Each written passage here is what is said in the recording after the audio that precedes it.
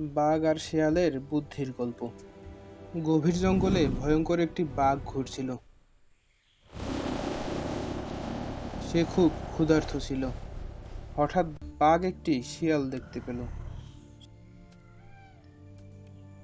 শিয়াল ভয় পেয়ে গেল, কিন্তু সে তার বুদ্ধি খাটালো। শিয়াল বলল, তুমি আমাকে খেতে পারবে না।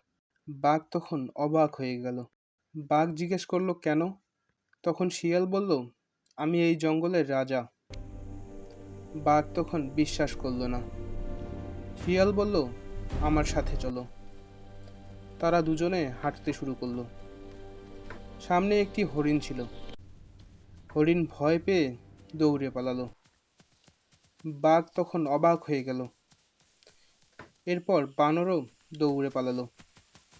বনের সব প্রাণী দৌড়ে পালাচ্ছিল। বাঘ ভাবল, শিয়াল সত্যিই রাজা। আসলে তারা বাঘকে দেখে ভয়ে পালাচ্ছিল। শিয়াল তখন বুঝে ফেলল, আর তখনই শিয়াল সুযোগ নিল।